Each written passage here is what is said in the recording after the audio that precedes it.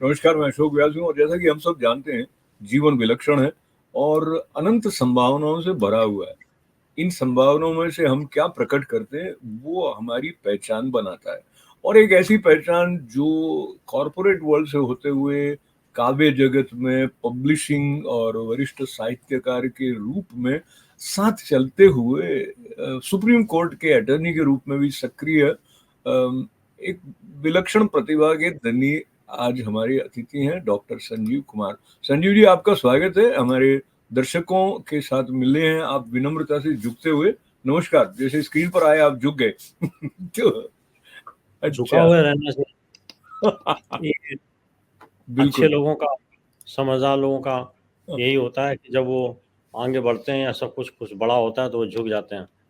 जी, तो मैं तो आज आपके साहित्यिक स्वरूप की चर्चा करने के साथ-साथ जो आपके जीवन की यात्रा रही जिसमें अलग-अलग आयामों के साथ जुड़ते हुए आप यहाँ तक पहुँचे हैं, उनका भी परिचय अपने दर्शकों तक पहुँचाना चाहता हूँ। वहाँ से शुरुआत जरूर। करके कि आपने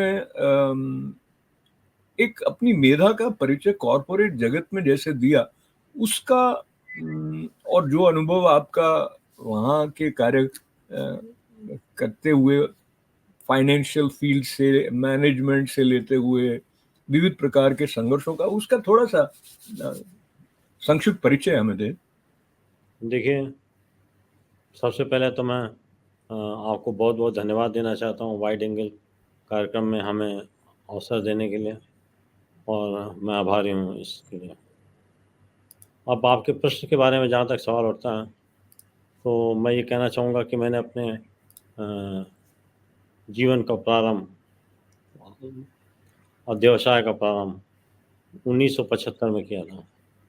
1975 में एक छोटे से अकाउंटेंट के पद से अपना कार्यक्रम शुरू किया था, और उसके बाद आजीविका कमाते हुए 1992 में हमने अपने एम्प्लॉयमेंट को छोड़ करके थोड़ा सा व्यवसाय करने का प्रयास किया, फ्रीलांसर है, कंसल्टेंट के तौर पर भी, और एक विपणनकारी के रूप में भी, मार्केटिंग एजेंट के रूप में भी। लेकिन वापस 1992 में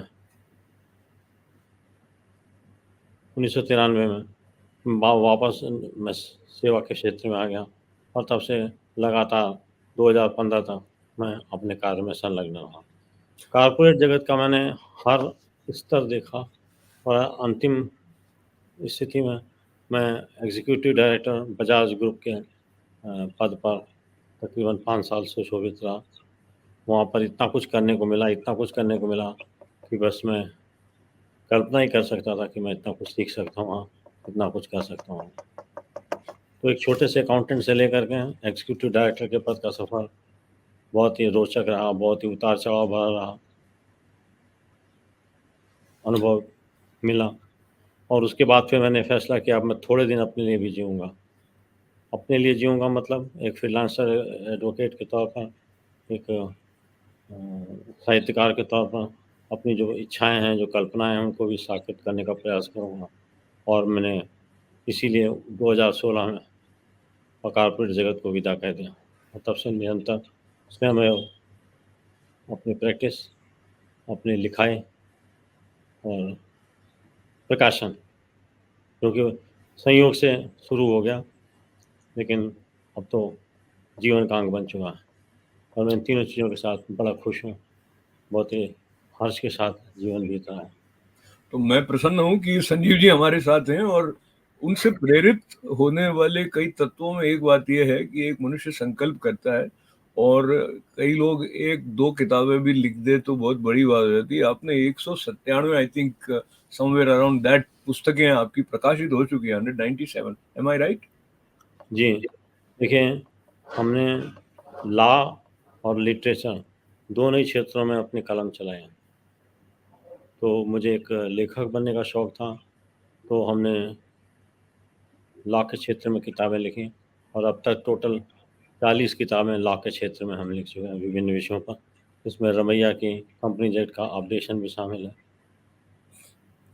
मर्जर एंड एक्विजिशन है, बेनामी प्रॉपर्टीज़ है, रियल एस्टेट एक्ट है, वगैरह वगैरह। इन सारे सब्जेक्ट्स पर हमने अपनी किताबें लिखी हैं, जो काफ़ी प्रचलित भी रही हैं और काफ़ी एक्सेप्ट भी हुई हैं।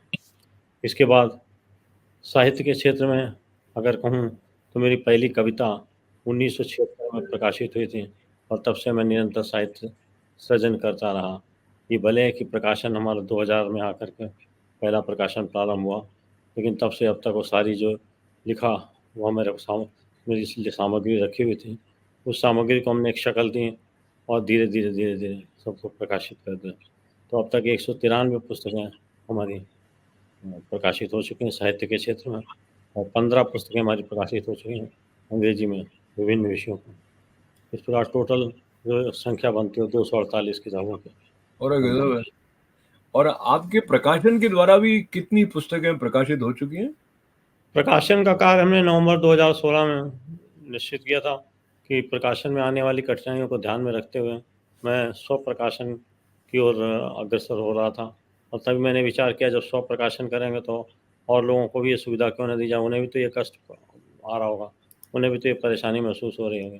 तो परिणाम था हमने उसको एक प्रकाशन संस्थान के रूप में विकसित करना शुरू किया।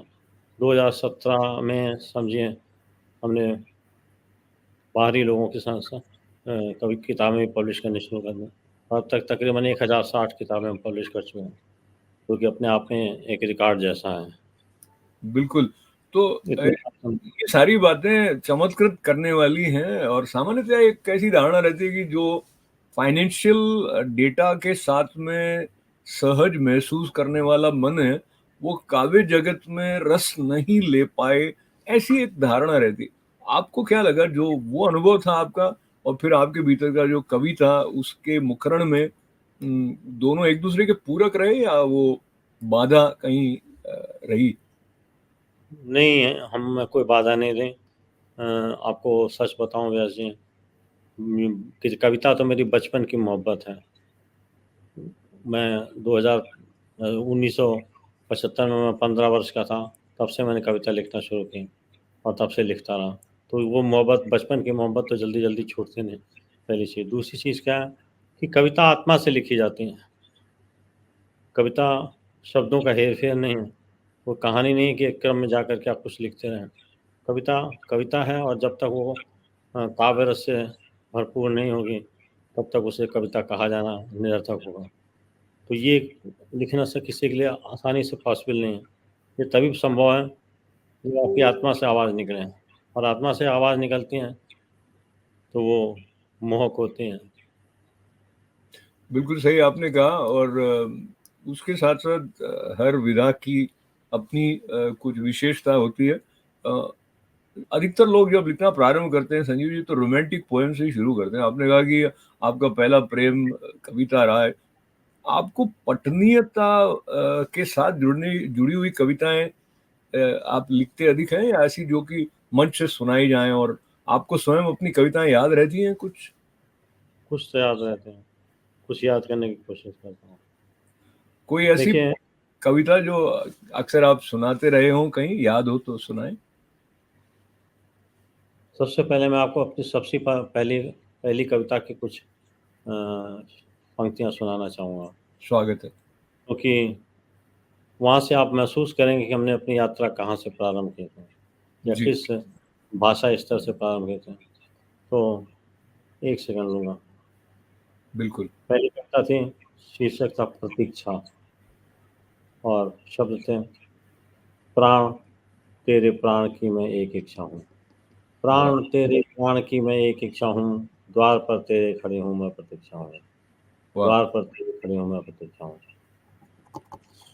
फिर बहुत शून्य है पथ, शून्य है पथ, स्नेह लथपथ, देख तीरथ में, प्राण तेरे प्राण का प्रण लेख तीरथ में।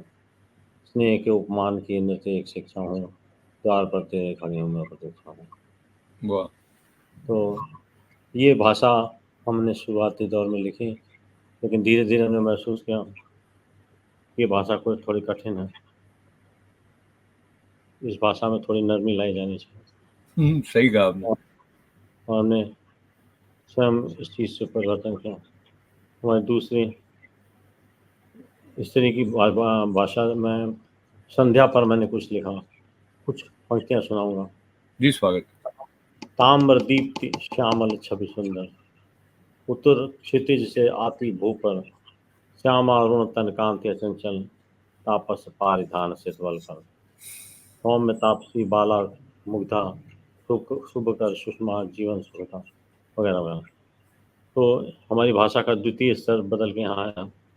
फिर तीसरा स्तर, धीरे धीरे आ निरभ्र नभ से सहचरी रजनी, कोमलता देखिएगा, बिखर गई तेरे आंचल से तारक हीरकनी, कितनी मतवाली मदमाती कितनी पागल तू, आंचल को न संभाल सकी रे मुग्धा चंचल तू। ये क्या रात्रि के लिए लिखा। और फिर चौथी, तो वर्तमान भाषा हमने बदल करके जी सरल करी है, वो है, हाँ वो बचपन के दिन, वो खिलौनों के दिन, खेल के दांव सब याद आते हैं अब, खिलखिलाती है मन में खुशी, आईना हो गई जिंदगी, आईना हो गई जिंदगी। ये क्या जीवन की कथा, जीवन के विभिन्न सोपानों के ऊपर प्रतिक्रिया लिखी। अगला सोपान है, जी जब स्वागत। स्कूल जाते हैं, कहा है, दोस्ती यारियां, खुशियां दुश्वारियां, मिलना और छूटना, जुड़ना और टूटना, याद आती है हर वो घड़ी, आईना हो गई जिंदगी। उसके बाद टीनेज और कॉलेज, हाँ वो ख्वाबों के दिन, वो किताबों के दिन, मीठी परियों के दिन, मद भरे पलो छिन, मीठी परियों के दिन, मद भरे पलो छिन, कैसा कैसा सफर वो हसी, आईना हो गई जिंदगी। भाषा का परिवर्तन देखें आप। जी प्यार का सिलसिला, साथ कोई मिला, दुनिया भी बस गई, कुछ कसक सी रही, दुनिया भी बस गई, कुछ कसक सी रही, पर मिला ना वो कारण कभी, आईना हो गई जिंदगी। वाह। और उस गृहस्थी के जीवन, कारवां चल पड़ा, सब जहां चल पड़ा, मैं भी चलता रहा, सब निकलता रहा, मैं भी चलता रहा, सब निकलता रहा, रुक गई फिर भी क्यों बंदगी, आईना हो गई जिंदगी। शुरू शुरू के गुड मॉर्निंग वाले दिन खत्म हो जाते हैं ना जल्दी, जी जी जी। और तब शुरू होता है कि दिल में सबकी खुशी, या अपनी छोड़कर, दिल में सबकी खुशी, हो तसल्ली भली, झूठे सब मायरे, अध खुले दायरे, झूठे सब मायरे, अध खुले दायरे, पर कोई दिल से न पूछा कभी, आईना हो गई जिंदगी। वाह। आप अपने दायित्वों का निर्वाह करते रहिए, और अंत में आज के इस उम्र के पड़ाव पर, अब रूह पहले पटल पर हुए हैं अटल, कुछ सुहाने से पल यादें, कुछ सुहाने से पल, कुछ रूहानी गजल, तो गीतों में ढल गई बेबसी, आईना हो गई जिंदगी। तो अब वाह। भाषा के 4 पड़ाव हमने पार किए हैं, और अब धीरे धीरे उसको ले आए हैं उस स्तर पर जो बोलचाल के स्तर से जुड़ी हुई दिखती है। मैं आपको इसकी भी बधाई देना चाहूँगा, क्योंकि ये बहुत कम लोग इस तरह अपने भीतर परिष्कार कर पाते हैं कि वो जिस तरह की भाषा का प्रयोग कर रहे हैं, उसको इस तरह से ढाल लें कि वो अधिक संप्रेषणीय, अधिक लोगों तक पहुँच सके। तो इस बधाई के साथ-साथ मैं आपसे ये भी जानना चाहूँगा, एक तो वो रचनाएँ हैं जिसमें सीधे-सीधे आप अपने भावों की अभिव्यक्ति कर रहे हैं। दूसरे, आपने जैसे, मैं ये पुस्तक आपकी है गांधारी, गांधारी जो है वो एक विशेष परिवेश के और एक काल के साथ संबंध रखती है, बल्कि ये महाकाव्य। प्रबंध काव्य है, ये जी, प्रबंध काव्य है। प्रबंध काव्य। तो ये प्रबंध काव्य की जो रचना करते समय की अनुभूति या वो अनुभव, और जो अन्य रचनाएँ, उसमें मोटा-मोटी क्या अंतर है? और गांधारी। बहुत जी, बहुत अंतर है। देखिए, स्फुट रचनाएं जो हम लिखते हैं, वो किसी एक भाव पर आधारित होती हैं, किसी एक घटना पर आधारित होती हैं, किसी एक व्यक्ति से संबंध पर आधारित होते हैं, वगैरह वगैरह। लेकिन हुँ, सबसे इम्पोर्टेंट चीज़ ये है कि प्रबंध काव्य लिखते समय आपको पूरा तारतम्य जोड़ना पड़ता है, पूरी कथा जोड़नी पड़ती है, उसके जीवन के अंशों को लेना पड़ता है, तथ्यों को लेना पड़ता है, और उसके साथ साथ ये देना पड़ता है कि स्वदेश परक होना चाहिए आपका रचना। किस लिए लिख रहे हैं, क्या लिख रहे हैं, कौन सी नई चीज़ आप लिखने जा रहे हैं। गांधारी पर कितनी रचनाएं हो चुकी होंगी, लेकिन किसी ने अलग शैली में लिखा है, किसी ने अलग कथानक पे लिखा, किसी ने अलग उद्देश्य से लिखा, किसी ने अलग संदेश दिया।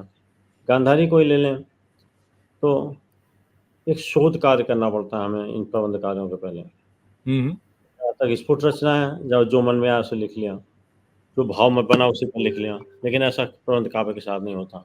गांधारी के लिए कम से कम 1.5 से 2 साल तक हमने शोध किया, उसके जीवन के विभिन्न क्षणों के बारे में सूचना इकट्ठी की विभिन्न स्रोतों से, एक जगह से नहीं मिलती, और उसको मिला करके एक कहानी तैयार की। और कहानी तैयार करने के बाद तब हमने उसमें ये सोचा कि इसमें तो बहुत सारे ऐसे गैप आ रहे हैं, ऐसे बिंदु आ रहे हैं जिनके ऊपर किसी भी प्रकार से गांधारी के विचारों की अभिव्यक्ति नहीं मिल रही है।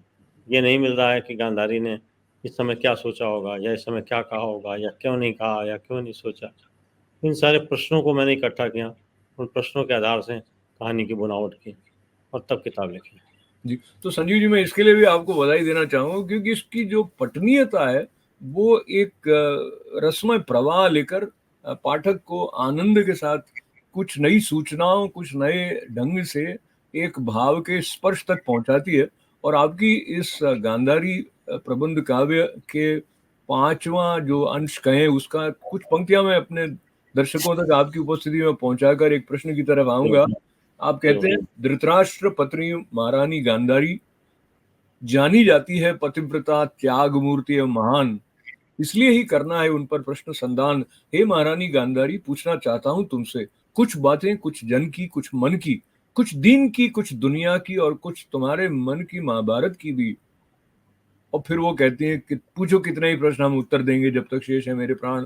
फिर कवि कहता है, महारानी गांधारी, कितना सत्य है कि तुम स्वयं तत्पर थी हस्तिनापुर की महारानी बनने को, और तुम्हारी स्वीकृति पर ही विवाह के लिए दी थी स्वीकृति तुम्हारे पिता ने। तो गांधारी के साथ ये प्रश्नोत्तरी जो आपने करी है, ये जो मूल कथ्य है महाभारत में गांधारी के चरित्र का, उसके साथ मेल खाए, इसका एक आग्रह आपका अपना रहा ही होगा, या आपके मन की कल्पना की उड़ान के साथ गांधारी प्रत्युत्तर कर रही है? देखिए, पहली चीज़ तो ये कि संवाद शैली में लिखा गया है ये प्रबंध काव्य। जी। तो संवाद शैली में ऐसा होता है कि एक सूत्रधार होता है और एक पात्र होता है। तो सूत्रधार पात्र के चरित्र को विकसित करने के लिए, उसके को स्पष्ट करने के लिए उससे विभिन्न प्रकार के प्रश्न पूछता है, जो कि तथ्याधारित होते हैं। वो हवा में नहीं लिखे जाते हैं, हाँ। वो तथ्य पर आधारित होते हैं, और या तो प्रत्यक्ष होते हैं या संपर्क होते हैं। तो इस प्रकार से हम उन प्रश्नों का विवेचन करते हुए, उनके जवाब देते हुए कहानी को आगे बढ़ाया जाता है। जवाब जो दिए जाते हैं वो पात्र के द्वारा विभिन्न स्थलों पर, विभिन्न स्रोतों से जो चीज़ सुनी जाती है, पढ़ी जाती है कि उन्होंने ये कहा, उन्होंने ये कहा, या फिर वो क्या कह सकते थे, फिर आउटकम के हिसाब से हम देखते हैं कि अंत क्या हुआ, और अंत क्या हुआ तो क्या संभावितता थे ऐसे प्रश्न का जवाब होने की। तो ये बड़ा दुरूह कार्य होता है, लेकिन एक बार लिखना शुरू हो गया तो अच्छा। मैंने इसके पहले कोणार्क नाम की एक प्रबंध काव्य लिखी थी, जो बहुत कोणार्क के सूर्य मंदिर पर आधारित थी, और उसमें इसी शैली का प्रयोग किया था। इसे बहुत सराहा गया था। आपको आश्चर्य होगा कि कोणार्क के विमर्श में 60 लोगों ने अपने आलेख दिए हैं, और उसकी जो विमर्श की पुस्तक तैयार होकर आ रही है, वो 120 पेज की कोणार्क के अगेंस्ट में 400 पेज की विमर्श की पुस्तक है। तो लोगों ने उस शैली को, उस भाषा को, उस व्यवस्था को, उस कथानक के निर्माण को अपनी स्वीकृति दी, और उसे बड़ा सराहा। तो मैंने सोचा गांधारी में इसी शैली का प्रयोग करते हैं। अब बहुत सवाल ये आता है कि एक जगह पर रहता है कि अंधे राजकुमार से शादी होने की बात सुनकर गांधारी पूरी तरीके से परेशान हो गई, निराश हो गई। तो इसका मतलब पहले निराशा नहीं थी, इसका मतलब पहले वो उत्साह में थी। तो अगर उत्साह में थी तो उसकी स्वीकृति थी, उसकी स्वीकृति तभी तो बिना किसी विरोध के वो वहाँ से गांधार से लेकर के और हस्तिनापुर तक यात्रा कर सकती थी। तो इसलिए ये प्रश्न लाजिमी हो जाता है कि सुना है कि तुम्हारी स्वीकृति थी और बाद में तुमको निराशा मिली। ऐसा मेरा सोचना है। बहुत ही बढ़िया। तो आपने जो गांधारी के चरित्र पर लिखने का एक आपको प्रेरणा हुई, उसके पीछे कोई कारण विशेष रहा हो, ये आवश्यक नहीं है ऐसा मैं कहते हुए प्रश्न ये करना चाहता हूँ।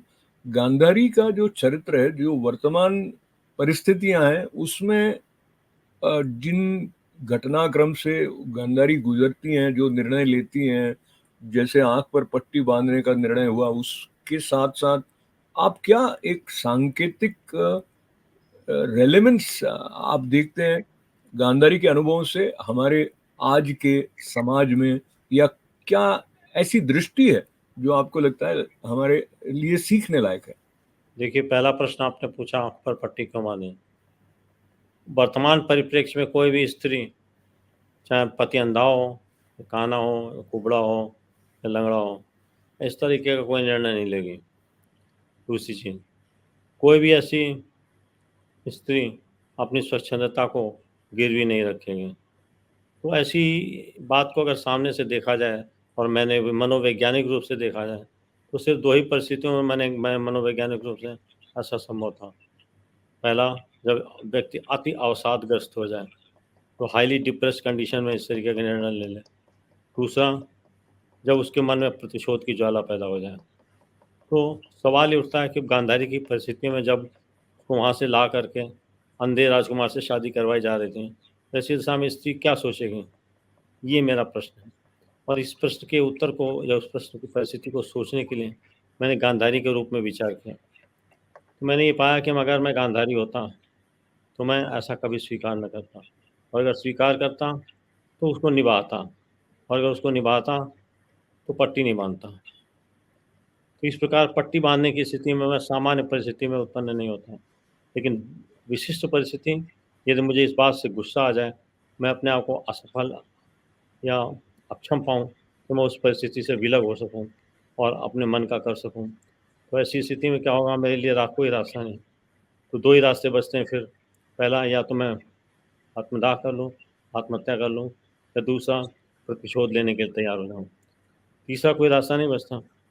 तो अगर मैं तो वापस नहीं कर रहा।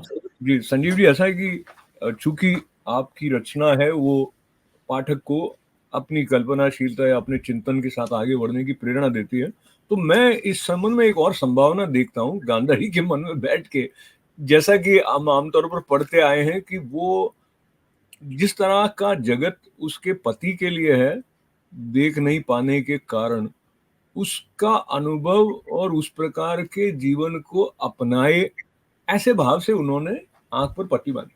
अगेन ठीक-ठीक, तो ये एक अलग तरह के प्रणय की जो पराकाष्ठा है, समर्पण की जो उन्नत अवस्था है, उसके साथ जुड़ जाता है। जब हम इस प्रकार से पढ़ते देखते हैं, वो चरित्र अलग हो जाता है, और जैसे आपने कहा उसमें उसकी असहायता का भाव अधिक उस पर हावी रहता है। आप मुझे ये बताइए, एक कन्या जो इतनी दूर से लाई गई है कि आपके आपके हस्तिनापुर में, जिसका जानने वाला, चाहने वाला कोई आस-पास नहीं है, उसके मन में असहायता की भावना होगी या उत्साह होगा? नहीं, नहीं, ये आपका और मेरा आरोपण हो सकता है। जो आप कर रहे हैं, मैं उस पर प्रश्न चिन्ह नहीं लगा रहा हूँ। मैं तो एक और संभावना की बात कर रहा हूँ। एक ही सत्य नहीं होता है ना परिस्थिति का, संजीव जी। ये पर मैं तो उसमें आपकी रचना की सफलता की दृष्टि से ही बात कर रहा हूँ, क्योंकि अलग-अलग लोग अपने हिसाब से सोचें, वही तो मुझे लगता है कहीं न कहीं, क्योंकि हम अंतिम सत्य तो नहीं लिख रहे हैं अपना। मैं नहीं, ऐसा हम तो अंतिम सत्य नहीं लिख रहे। हाँ, हम तो हाँ, संभाव्यता लिख रहे हैं मनोविज्ञान की। व्हाट बिल्कुल, is the probability of psychology of a बहुत ही लेडी? हाँ, आप ये मान मान के चलिए कि अगर स्त्री के मन की कोई इच्छा नहीं होती, तो वो उस चीज़ पर ऐसा प्रतिरोध शोध कर लेती है, जिसकी कोई कल्पना नहीं कर सकता। बहुत सही और कहा। वही प्रतिशोध गांधारी ने लिया। स्त्री के हुँ, प्रण निवेदन को आप ठुकरा के देखिए, वो आपको आपको चीर के रख देगी। स्त्री के किसी कथन को जो झुठला के देखें, वो आपसे ज़रूर बदला लेंगे। तो स्त्री की जो अपनी प्रवृत्ति है, उस प्रवृत्ति के मुताबिक वो इस चीज़ को स्वीकार नहीं कर सकती। किसी भी हालत में उस चीज़ को स्वीकार नहीं कर सकती थी, पट्टी बाँध कर। वैसे स्वीकार कर लेती कि हाँ ठीक है, मेरा पति अगर अंधा है, तो ऐसे दशा में मैं उसकी सेवा करूँगी, देखूँगी, भालूँगी, महारानी बनूँगी, ब्ला, ब्ला, ब्ला। लेकिन वो किसी भी हालत में ये स्वीकार नहीं कर सकती थी। चलिए, वो पट्टी आपका बाँध निष्कर्ष जी, संजीव जी, आपका निष्कर्ष स्पष्ट हुआ। मैं उसके जो एक सामने का चित्र था वो आपके साथ बाँट रहा था। पर बात को समापन की तरफ ले जाते हुए आपकी आगे की अ, कोई ऐसी योजना है जिनके बारे में आप हमारे दर्शकों को बताना चाहें? देखिए, मैं ऐसे ही पात्रों के प्रति आकर्षित होता हूँ जिन पात्रों के साथ न्याय न हुआ हो, जिनकी मनोवैज्ञानिक या वास्तविक स्थिति स्पष्ट न हुई हो और उसे नए परिप्रेक्ष्य में देखने का प्रयास करता हूँ। गांधारी के बाद हमारी अगली पुस्तक जो सामने आ रही प्रकाशन में है, वो है उत्तरा, अभिमन्यु की पत्नी उत्तरा की, जिसके और लिए सबसे बड़ी कठिन बात ये होती है कि 15 वर्ष 16 वर्ष की अवस्था में उसका ब्याह होता है, तभी महाभारत हो जाती है। उस महाभारत में अभिमन्यु खेत रहता है, तो उसे कितना क्षण मिला है। तो इस कड़ी में हाँ, मैं एक और नाम आप तक पहुँचाना चाहूँगा, उर्वशी का, जो लक्ष्मण जी की पत्नी थी। कभी आप उन पर भी लिखें, ऐसी उर्मिला, संभावना है मुझे। उर्मिला, हाँ, उर्मिला। उर्मिला हाँ, हो सकता है, हाँ, लेकिन अभी अभी उत्तरा संपादित होने के बाद, कंप्लीट होने के बाद मैंने कुंती पर लिखना शुरू किया, क्योंकि कुंती भी एक ऐसी स्त्री थी जिसने बड़ी कठिन परिस्थितियों के बीच अपने बच्चों को पाल पोस के बड़ा किया, महाभारत जैसे युद्ध का आयाम देखा और उसके बाद में उसने अपने संबंध भी बनाए रखे हैं धृतराष्ट्र और गांधारी के साथ, और बाद में बहुत उन्हीं के साथ वो आत्मदाह भी किया उसने। वो संजीव जी, बड़ी कठिन। संजीव जी, समय की सीमा का सम्मान करते हुए मैं आपके साथ इस संवाद से मुझे आनंद हुआ, हमारे दर्शकों को भी कुछ नया प्राप्त हुआ, उन्हें कुछ और चिंतन की सामग्री मिली होगी। ऐसे विश्वास के साथ में फिर आपके साथ इस तरह का संवाद कभी और हो, ऐसी कामना के साथ में आपका बहुत बहुत धन्यवाद। आप न केवल एक कवि हैं, आप मनीषी हैं, चिंतक हैं, शोधकर्ता हैं, और मुझे लगता है आप स्वयं समृद्ध होने के साथ साथ औरों को समृद्ध करने की दिशा में भी सक्रिय हैं। तो बहुत बहुत आपको साधुवाद के साथ में नमस्कार है, बधाई। शीघ्र मिलेंगे अपनी नई बिल्कुल। पुस्तक के साथ। तो हमारे धन्यवाद साथ बहुत बहुत। जो हमारे साथ डॉक्टर संजीव कुमार जी, और आपका हमारा साथ देने के लिए आभार। नमस्कार।